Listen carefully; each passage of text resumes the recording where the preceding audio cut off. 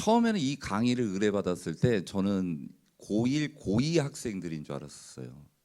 그런데 이제 PPT 자료를 만들고 나서 이제 우리 매니저님이 계신데 중3이다. 그래서 중3이다. 어떻게 하지라는 걱정이 안 들었고 대단하다. 중3인데 2023에 대한 어떤 수능을 갖다가 어떻게 대비할지에 대한 이런 관심을 가지고 있다라는 자체가 흔하지 않거든요. 저희 EBS도 입시 설명회를 많이 다니지만 이렇게 미리 정말 중3 학생들한테 어떤 안내가 이루어지고 강의 뭐 어떻게 공부를 해라, 학습법 이런 강연이 그렇게 솔직히 많지는 않았었거든요. 그래서 오늘 제가 뭐 드리는 말씀은 당장은 우리 학생들이나 학부모님들이 들으실 때 어떻게 보면 너무나 먼 일이잖아요. 그래서 이렇게 해야지라고 하지만 사실 그게 며칠 지나면 금방 잊어버려요. 우리 작심삼일이라는 말 있잖아요. 뭐 그래 결심했어. 달라질 거야 라고 하지만 금세 우리 친구들 학교 돌아가면 친구들하고 놀기 바쁘고 또 그렇게 주말 맞이해서 막 놀다 보면 타성에 젖어가지고 공부를 어떻게 해야 되는 거지? 이런 생각 들지 않는다라는 거죠. 고1도 마찬가지고요. 고2가 돼도 마찬가지예요. 지금 고2가 되면요. 수능이 딱 끝나고 나면요. 학교에서는 이래요. 야 이제 니네가 고3이야. 이제 이런 얘기하면 애들 막 이래요. 그러면 그렇게 경기를 할 정도면 뭐 변해야 되잖아요. 하나도 안 변해요. 하나도 안 변해요. 그리고 그의 겨울을 보내고 나가지고 이제 3학년 이제 학급에서 이제 학생들을 만나면요. 방학 동안 뭐 했니? 그러면 그냥 그러게요? 뭐 이래요. 그렇게 첫 3월 모의고사를 보고 6월 모의평가를 보고 또 7월 이제 수시 대비를 하면서 9월 달에 원서 접수가 끝나고 그다음 10월 전국연합을 보고 지금은 이제 1단계 발표가 이루어지고 있는 시점입니다. 많은 대학이 이루어지진 않았지만 뭐 대구에 있는 뭐 디지스트라든지 아니면 뭐 서울에 있는 뭐 고대 특기자 전형, 연대 뭐 인문학 특기자, 그다음에 뭐 고른기회 전형 요 정도가 지금 국제 계열 특기자 발표가 지금 있었고요. 올해 요번 주 금요일 날 이제 뭐 연세대학교 특기자 과학공학 인재 발표가 있고요. 이렇게 해서 이제 면접 진행되고 또 면접에서 이게 3배수 또는 고대 같은 경우는 5배수인데 여기에서 이제 탈락하게 되면 이제 또 다음 기회 그러다가 이제 정시 성적 나오면 또 정시 가고요. 그런데 이런 일련의 과정들이 쭉 있지만 제가 학생들을 수도 없이 이렇게 바라보면서 느끼는 점은 뭐냐면요. 항상 뭔가 이 본인이 이제 야 이건 도저히 안 되겠다. 예를 들어서 그러니까 우리가 어떤 뭐 감기가 있으면 감기 징후가 있으면 예방 접종을 맞고 이러는데 그게 아니고 그냥 골물대로 골마가지고 다 터져야지 상담하러 온다는 거죠. 근데 그때 뭐라고 얘기를 해줘도 학생이 그냥 울기만 하지 사실 변하는 건 없고 크게 바뀌는 것도 없습니다. 다만 그냥 격려해 주는 거죠. 그래도 그때까지 포기하지 않고 달려간 게 어딥니까?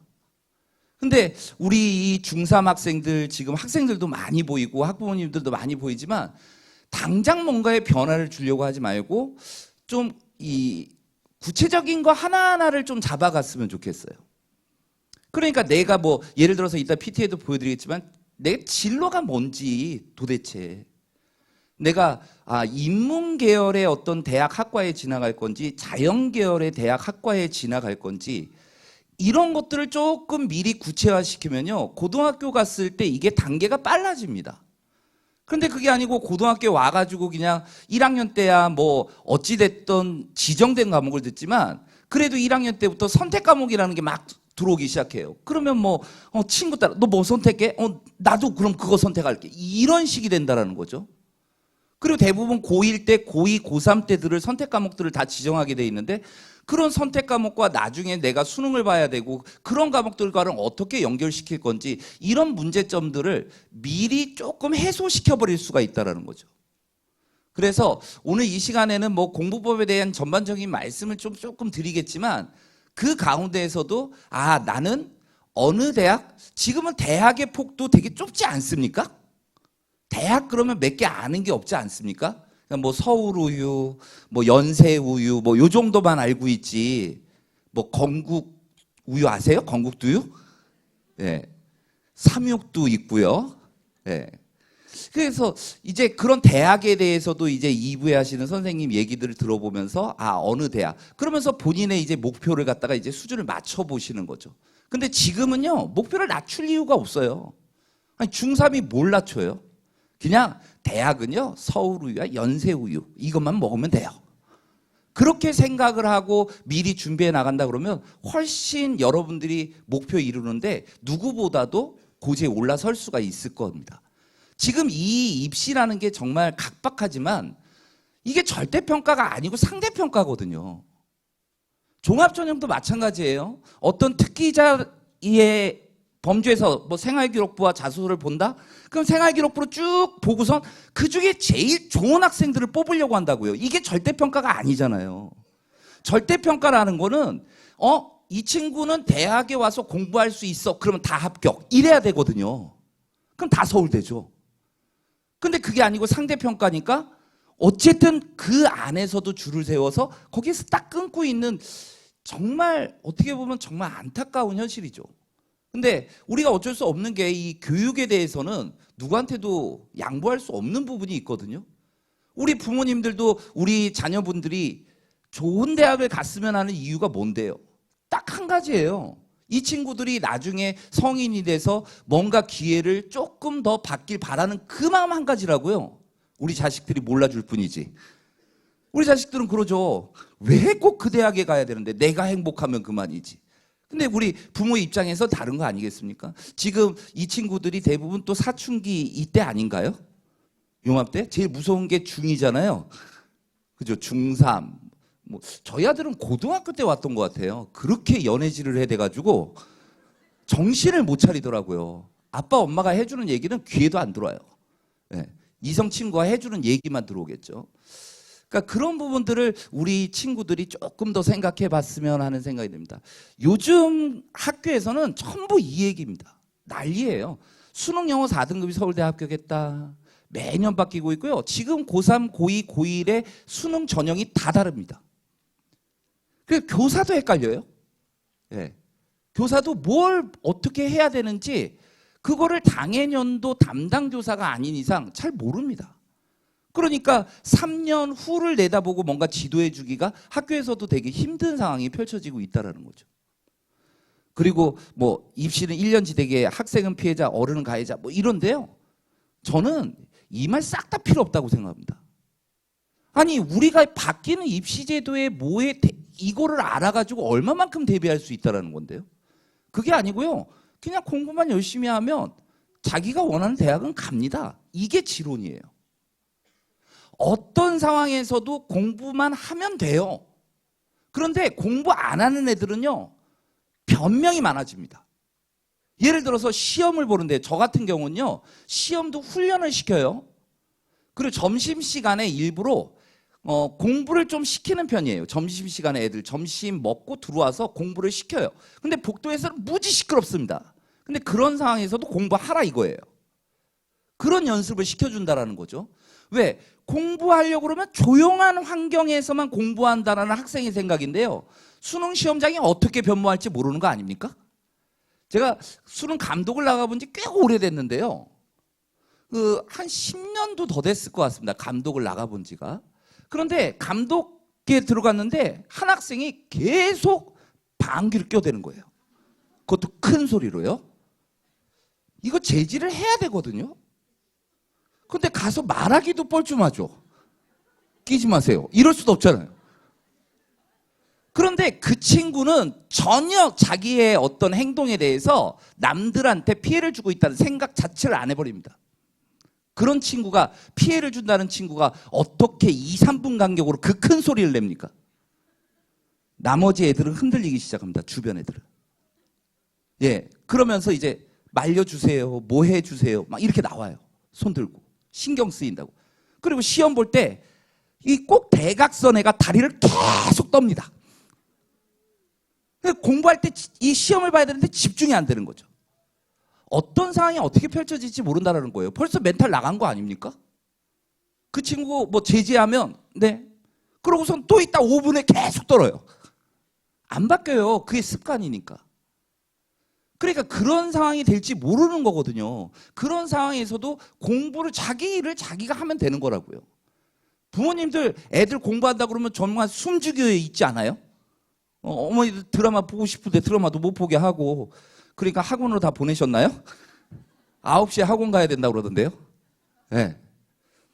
근데 그런 상황에서도 애들은 공부를 하라 이거죠. 니는 네 할 일을 해라. 나는 내 할 일을 할게. 한석봉 어머니가 대단하신 어머니잖아요. 한석봉 자기 자제를 너무나도 꿰뚫고 있는 거예요. 이 자식은 끈기가 없어. 끈기가 없는 거죠. 그러니까 얘가 글을 쓰러 글 연습을 하겠다고 산으로 가겠다고 그러니까 금방 내려올 거라는 걸 알고 어머니는 준비하기 시작하신 거죠. 그죠? 불을 끄고 떡을 써는 연습을 하셨던 거죠, 어머니가. 아닐까 다를까 금세 내려왔죠. 금세 내려왔길래 그래? 그러면 불 꺼? 왜? 한석봉은 불을 켜고 글을 연습했을 텐데 어머니는 이제 연습을 한 게 있으니까 불 꺼? 옵션을 준 거죠. 어머니 능수능란하게 연습한 대로 쓰신 거죠. 얘는 개발세발. 그리고 불 켜고 나서 자기 자신을 또 보고서 다시 올라가서 공부해서 그렇게 훌륭한 사람이 된 거 아니겠습니까? 준비. 우리 애들이 어떤 상황에 있을 거다.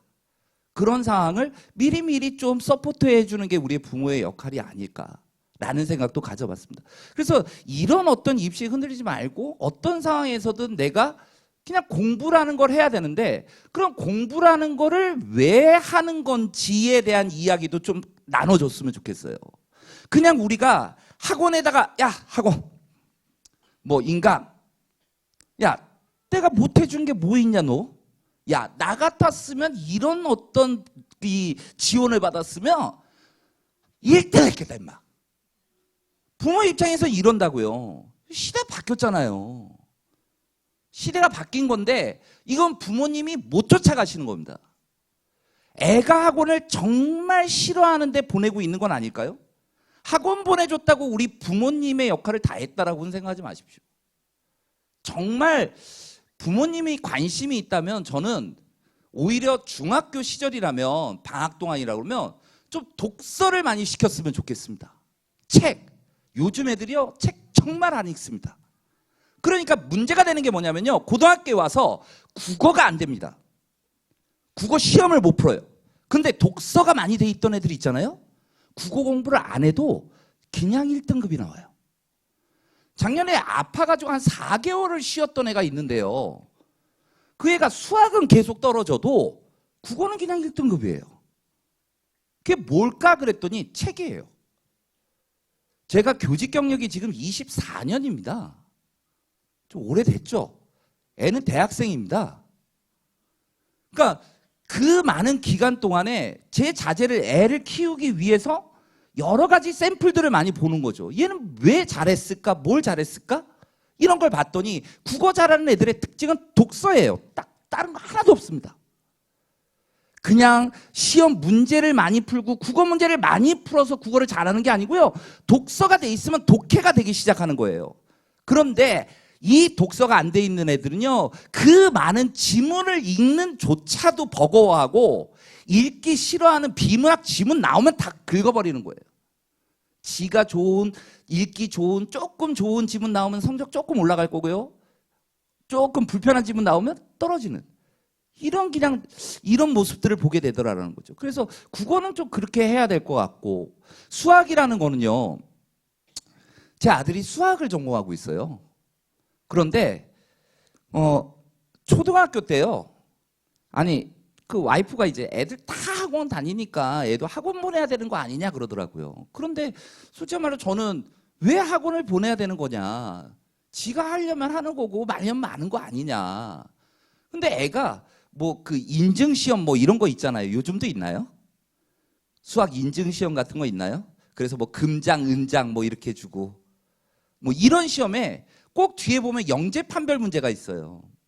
근데 그걸 계속 공부를 하는 거예요. 가서 이제 상 받는 재미를 붙인 거죠. 그러면서 맨날 저한테 질문하는 거예요. 전 귀찮죠. 처음엔 몇 번, 이 자식이 나한테 질문도 안 해. 그러면서 하나 가르쳐 줬는데 계속 하니까 짜증나더라고요. 지가 뭐를 알아가려고 하는 작업이 아니고 쉽게 해결하려는 방법을 알려고 하는 거잖아요. 그럼 쉽게 해결하려면 지가 공부를 해야 되는데 공부는 안 하고 아빠가 푸는 거, 이거네? 그러면서 이러고 앉아있고. 그래서 그걸 못하게 했어요. 그걸 왜 해야 되는 건데요? 그랬더니 본인이 필요하니까 그냥 수학 공부, 학교 진도 그거보다 조금 더 점점 빠르게 나가기 시작을 하더라고요. 그러더니 남들보다 수학을 점수가 좋다라고 하고 잘 나오니까 고등학교에 와서도 수학에 대해서는 이제 두려움이 없는 거죠. 수학은 잘 하더라고요. 제가 볼 때는 미치죠. 그런데 지는 잘한다라고 생각을 하는 거죠. 그래서 어쨌든 수학을 전공하겠다라고 했고 수학과 이해는 지원하지도 않았으니까요. 그러니까 우리가 그냥 학원에다 막 떠밀어가지고 야 수학해 하면 될 거야. 그런데 그걸 왜 해야 되는지도 모르니까 어떤 단계를 밟아 나가려는 게 아니고 그냥 요령만 습득해서 가려는 느낌? 근데 그 요령이 고등학교에 오면 다 무너져 버린다라는 거예요. 중학교 때 하고 고등학교 수학의 차이가 뭐냐라고 물으시는 경우가 많은데 서점에 가보시면 딱 정답이 있습니다. 서점에 가셔가지고요. 중학교 수학의 문제집 코너의 양을 한번 보세요. 그리고 고등학교 수학의 코너의 문제집 양을 한번 보십시오. 거의 10배 차이 납니다. 중학생 인원과 고등학생 인원이 다르지 않거든요. 그런데 문제집이 10권 차이 난다고요? 공부도 그만큼 더 많이 해야 돼요. 그래야지 뭔가를 따라갈 수가 있는데 그렇게 하지 않아 버리는 거죠. 그러니까 예를 들어서 중학교 때 1을 했다면 고등학교 때는 사실 3이나 4 정도의 어떤 노력이 와야 되는데 학생들은 1의 노력에서도 벌써 지쳐 나가 떨어집니다. 왜? 공부하는 게 즐거움이 아니니까요. 공부를 왜 해야 되는지 이 목표도 없으니까요.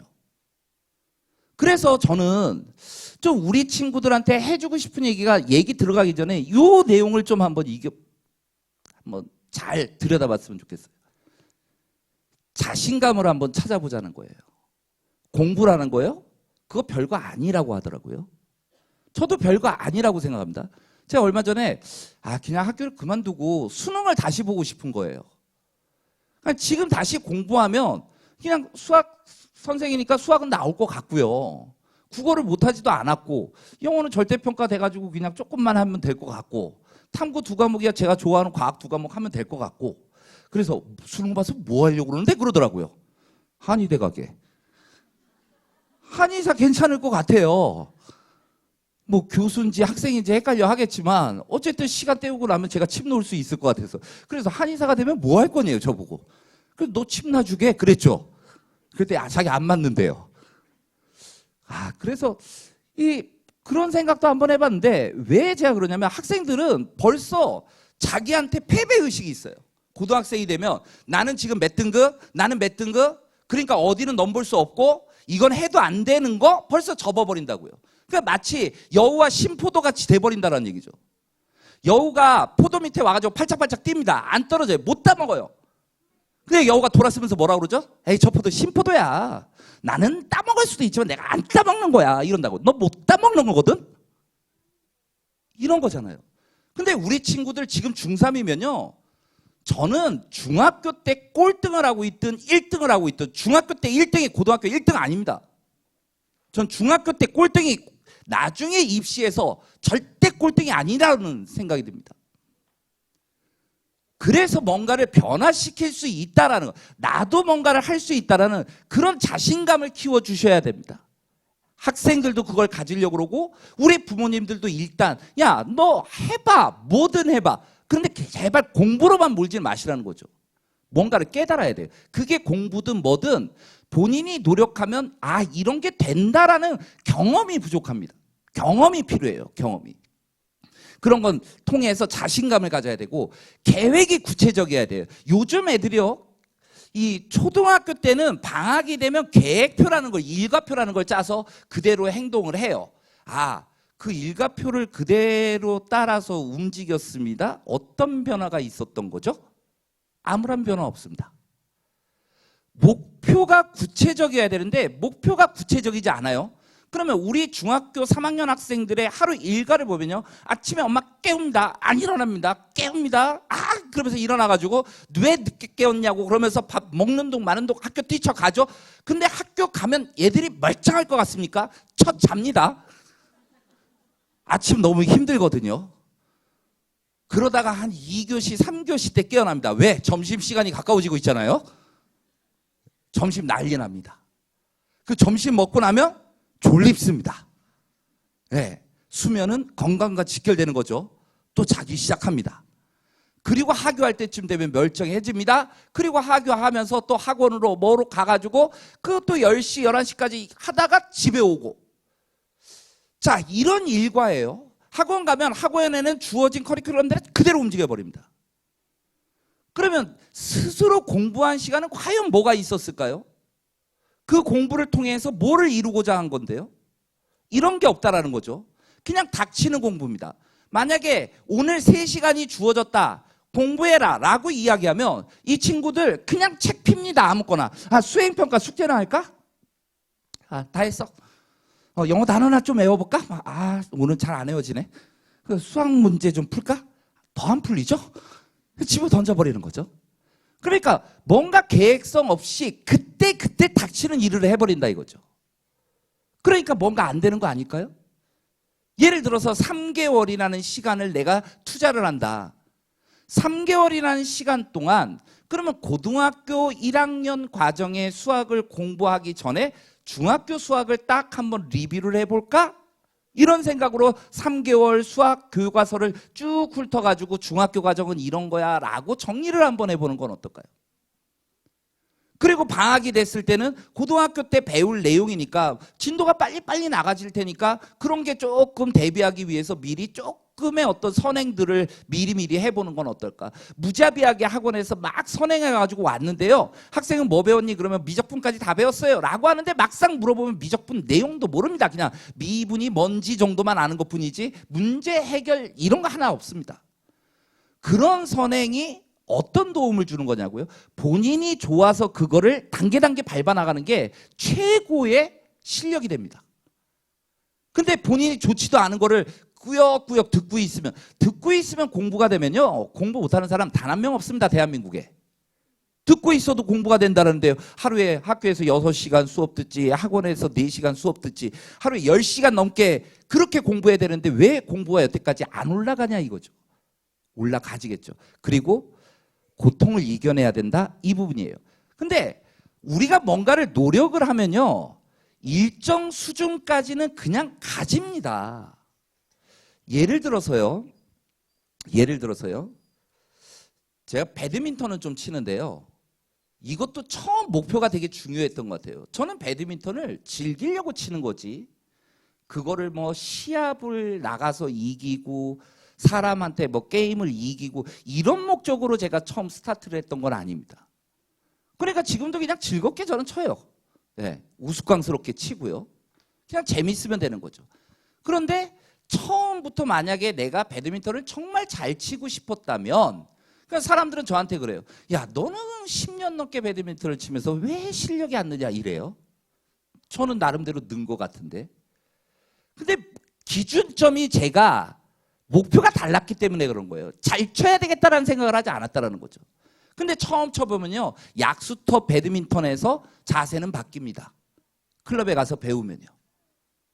그게 금방 돼요. 한 2개월, 3개월이면요. 배드민턴 초짜라는 소리는 안 듣습니다. 네. 그런데 그 이후에는 어떻습니까? 단계를 도약하기 위해서는 피나는 노력이 필요해요. 정말 어떤 동작을 계속 반복해서 연습한다든지 이런 과정이 있어야 되는데 그런 과정이 없으니까 점프업이 안 되는 거죠. 저는 공부도 마찬가지예요. 공부도 이렇게 어느 정도 안 하다가 하면요 당연히 돼요. 뭐가 어느 정도까지 올라갑니다.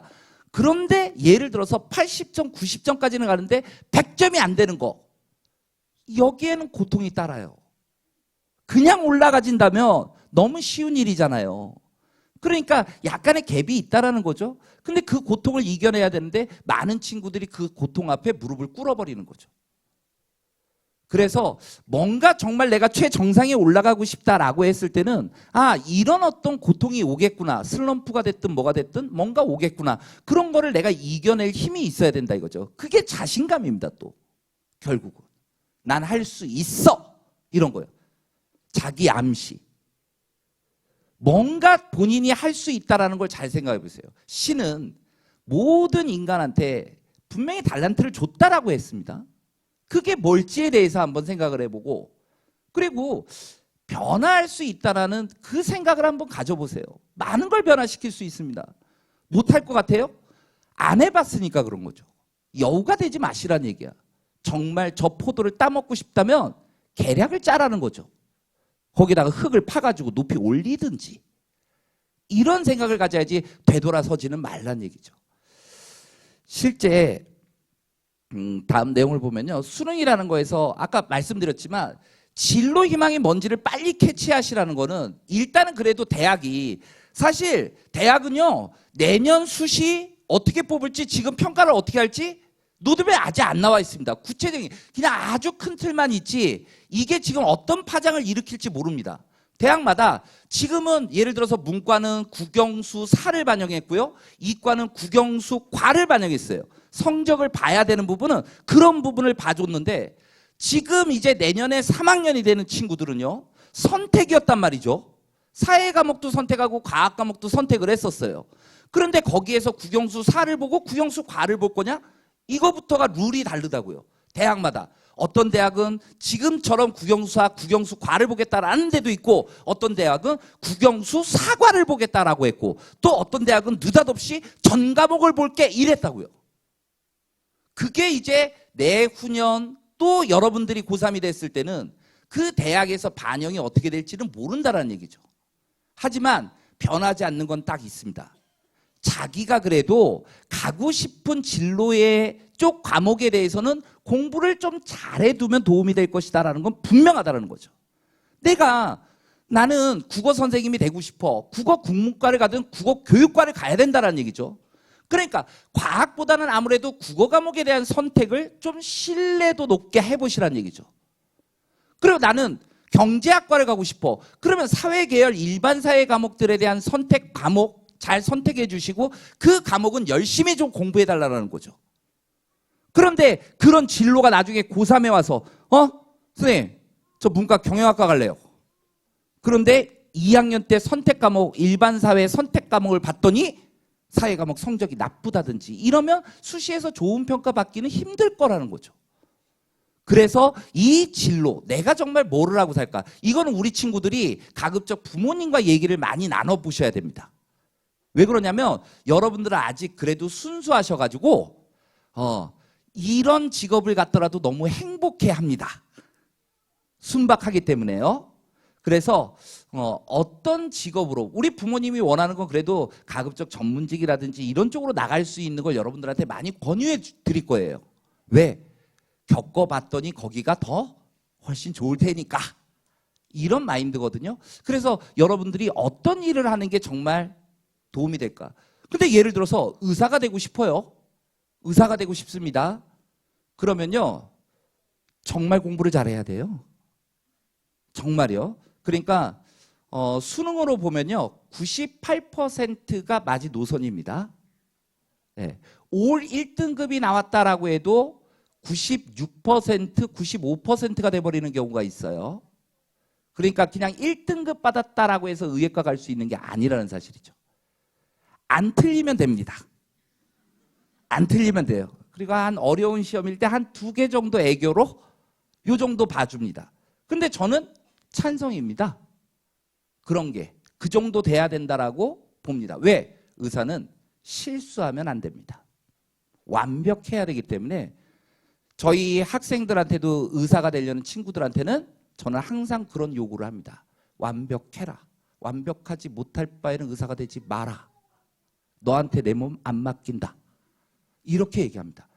그러니까 내가 의사라는 어떤 진로를 갖겠다라고 했을 때는 정말 교과서를 다 씹어먹겠다라는 각오까지, 근성까지 가져야 되는 부분이라는 거를 아셔야지, 그냥 열심히 남들처럼 이 정도 가지고 의사 되기에는 하늘에 약간 조금 뜬구름 잡는 식이 돼버릴 수가 있다는 거죠. 그래서 그 진로 희망에 대해서 내가 어떤 로드맵을 잡아 나갈지를 보셔야 되는 거고, 그게 이제 내가 수시로 준비할 거냐 정시로 갈 거냐 이런 것도 한번 생각은 해봐야 되는. 뭐 지금은 너무 빠르긴 하지만 수시를 위해서는 생기부 활동, 학교 활동을 열심히 해줘야 되는 거고, 이 정시를 위해서는 교과 공부가 열심히 뒷받침돼야 되는 거거든요. 그런데 저는 여러분들이 나는 수시로 갈 거야 그러면서 학교 생활만 즐겁게 하는 애들이 있습니다. 학교 생활만. 나중에 고3 되면 다 후회합니다. 대표적인 게 동아리입니다. 중학교도 다 동아리 있죠, 여러분들? 동아리 있죠? 우리 친구는 동아리 뭐예요? 동아리가 없어요? 왜요? 1학년만. 1학년은 뭐예요? 그러면 1학년 때 뭐 했어요? 예? 수업 동아리요? 숲 동아리요? 숲? 숲? 네. 그런데 저희 고등학교에도 동아리가 정말 많아요. 그런데 나중에 입시에 써먹으려면 그게 학술적인 동아리냐 이걸 따집니다. 근데 어떤 동아리를 보면요, 친목이에요. 친목. 친목 가지고 대학교 때 뭘 어필할 수 있을 것 같아요? 한번 잘 생각해 보시라고요. 동아리 가지고 뭔가를 어필을 하셔야 됩니다. 지금 여러분 때는 수상도 제한 걸렸어요, 생기부에서. 그 다음에 뭐 다른 거 과세도 지금 과목별 세부 능력 사항도 지금 이게 어떤 정확한 규정이 없어서 학교마다 선생님마다 차이가 너무 심하다. 특히 일반계와 특목고의 차이가 심하다라고 서울, 경기, 인천 퍼센테이지가 발표돼 버렸습니다. 이것도 분명히 손볼 겁니다. 그런데 아직까지 건드려지지 않는 부분이 뭐냐? 창체입니다. 창체예요. 자율활동, 진로활동, 봉사활동, 동아리활동입니다. 이 부분은 안 건드려진다 이거죠. 그럼 이 부분에 대한 뭔가의 본인의 학업적인 그런 걸 어필할 수 있는 그런 동아리가 뭔가 연결이 돼야 되는데, 그냥 학생들은 그때 당시에 좋은 동아리 이렇게, 그리고 즐겁게 생활하고 3학년 됐더니 야, 너 동아리 써먹을 거 없잖아 뭐 이거예요. 자기소개서에도 못 쓰고 아무것도, 자기소개서도 없어지겠지만 어찌됐든 입시에 도움은 안 되더라는 거죠. 그래서 본인이 뭐를 하고 싶은지 알고 있으면 그냥 대학, 고등학교에 가서도 그거를 연결시켜서 뭔가를 연구하려고 하겠죠.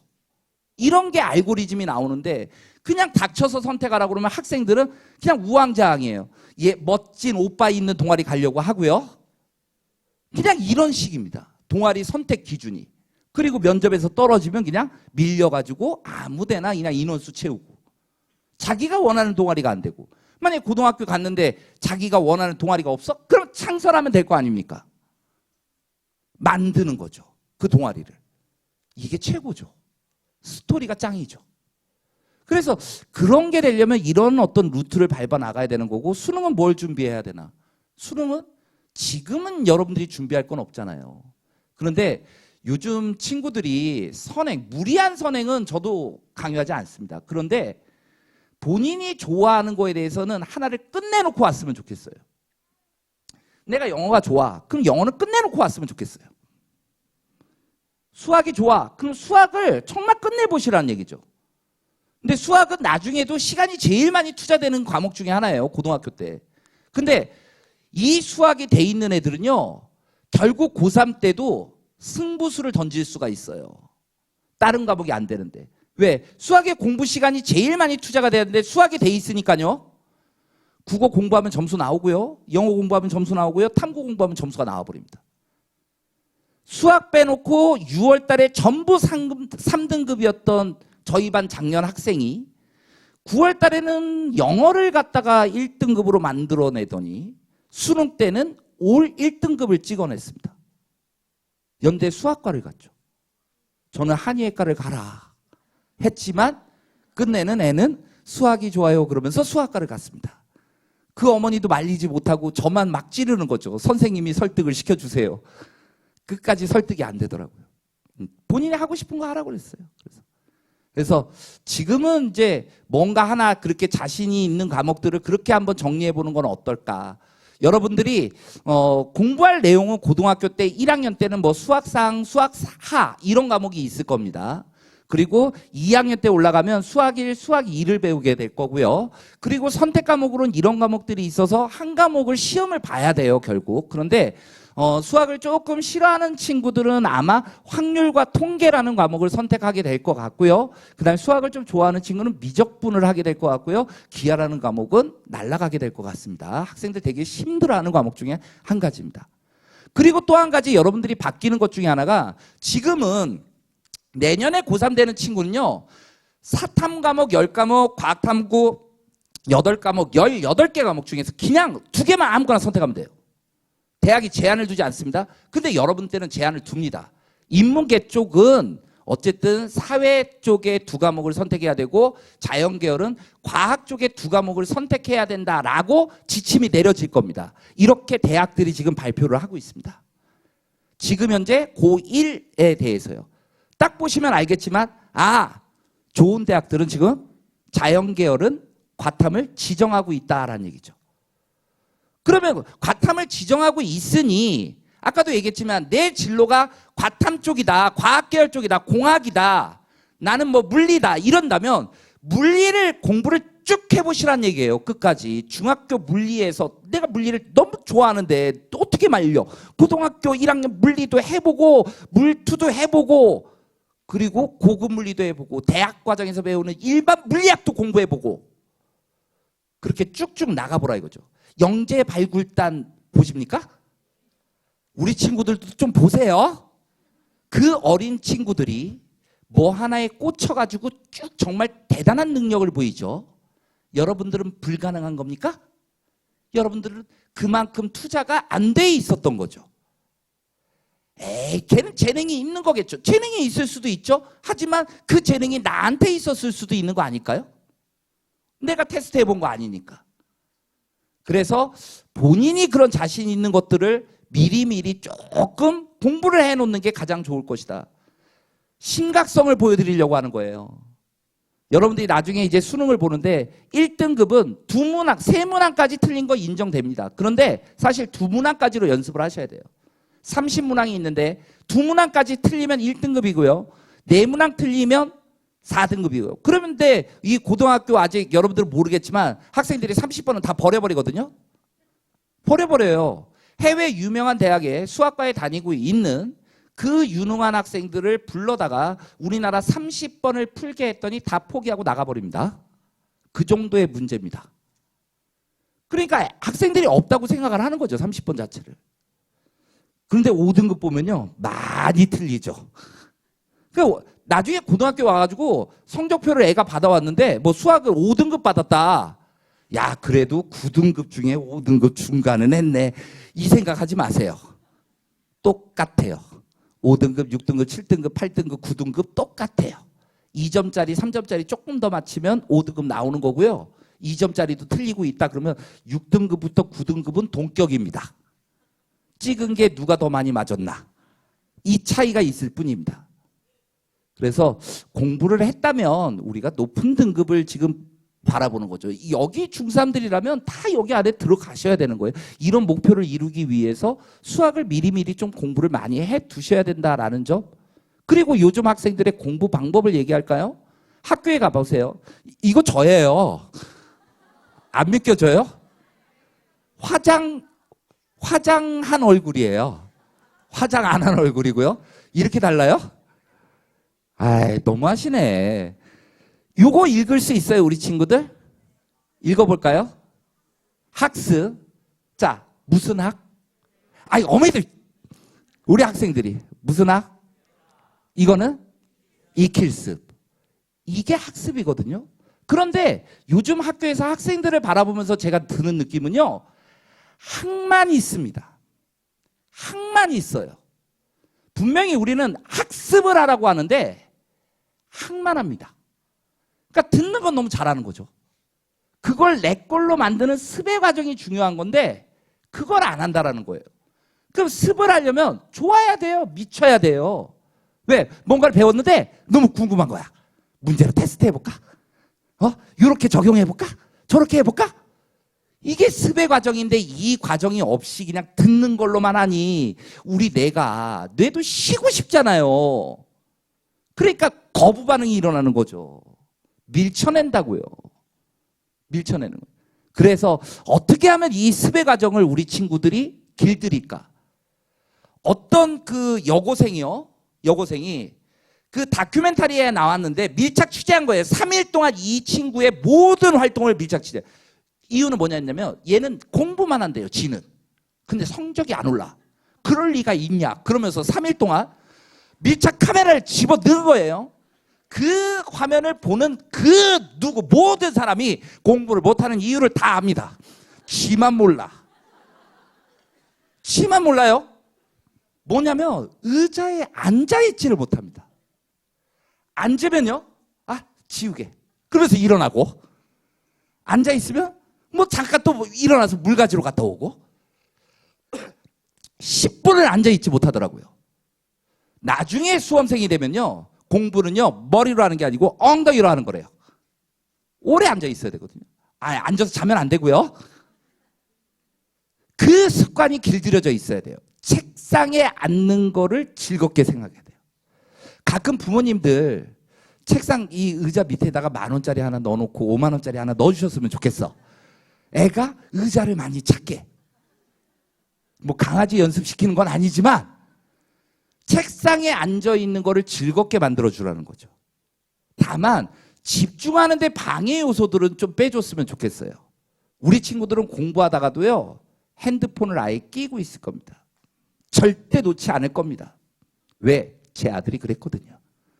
뭐 하냐? 공부한대요. 핸드폰 만작거리는데 공부한대요. 저희네 절대 공부 아닙니다, 그거. 학생들 기억하세요. 왜? 뭔가를 집중해야 되는데 집중이 흐트러진 거예요. 생각해보세요. 여러분들이 무슨 일을 하는데 옆에서 누가 말을 건 거랑 똑같은 거라고요. 그게 무슨 공부입니까? 그러니까 그런 조그만 태도부터 좀 바꿔보는 건 어떻겠냐라는 겁니다.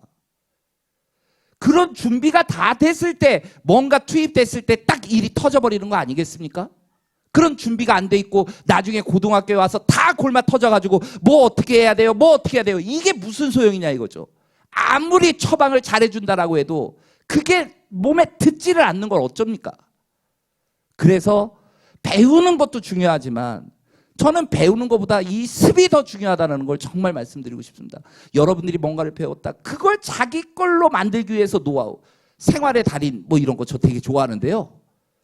정말 고수 아닙니까? 아무리 단순하든 뭐가 됐든 간에 본인은 지가 고수라는 걸 모르고 그렇게 훈련이 됩니다. 그런데 그런 사람들의 공통점은 뭐냐면요. 생각을 해요.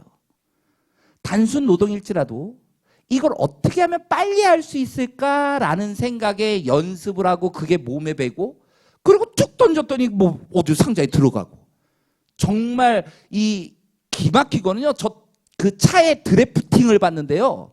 차 이 2대가 있는데 소형차로 끽 하면서 여기 주차를 시켜버리더라고요.